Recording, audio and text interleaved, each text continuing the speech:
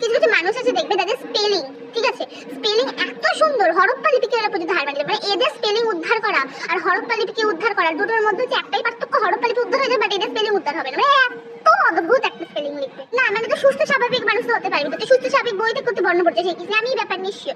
আমাকে একটা ফেসবুকে ছেলে লিখেছে যে হচ্ছে কিনা যে তোমার এই স্টোরিটা শেয়ার করো, আর স্টোরি শেয়ার পরে হবে, তুই আমাকে আগে বল শেয়ার বানান কি, শেয়ার বানান কি আমাকে আগে বল। আমাকে শেয়ার বানাতে SAYAR না, মানে কোন কোন কোথায় লেখা আছে শেয়ার বানান, এটা আমাকে বলে, এটা কোন শেয়ার, শেয়ার না শায়ার।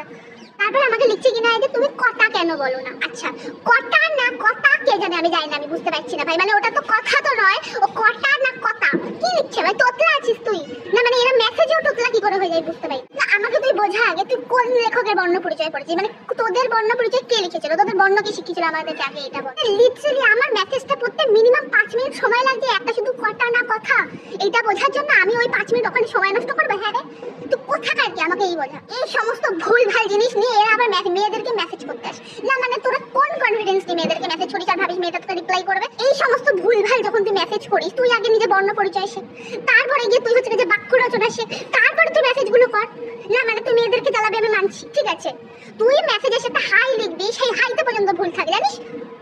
এই সব অশিক্ষিত গুলো ফেসবুকে আসবে আর মেয়েদেরকে হাই হ্যালো তারপর হচ্ছে কথা এই সমস্ত লিখবে আর বলবে কিনা যে মেয়েটা তো রিপ্লাই করে না, করবে না, তোকে রিপ্লাইও করবে না, তোমার তো অশিক্ষিত গুলো করে রিপ্লাই করবে না কোনো মেয়ে। মনে হয় এদের না ডেন্টিস্ট গুলো সুপারিশ দেয়, কারণ ওদের মেসেজ পড়তে পড়তে আমার দাঁত ভেঙে যায়, ঠিক আছে। আর আমার কেন, সবারই এরকম কটা মানুষ আছে যাদের মেসেজ পড়তে গেলে আমাদের অনেক কারোরই দাঁত ভেঙে যাওয়ার মতো অবস্থা হয়, ঠিক আছে। মানে ইংলিশ লিটারেচার পড়তে গেলে এরকম অবস্থা হয় না যতটা এদের মেসেজ পড়তে গেলে হয়। তাই তাদের উদ্দেশ্যে আমি একটাই কথা বলবো যে তোরা আগে অশিক্ষিত থেকে শিক্ষিত হয়ে আয় মিনিমাম, ঠিক আছে, তারপরে এসে মেসেজগুলো কর। মানে এগুলো কি মেসেজ ভাই?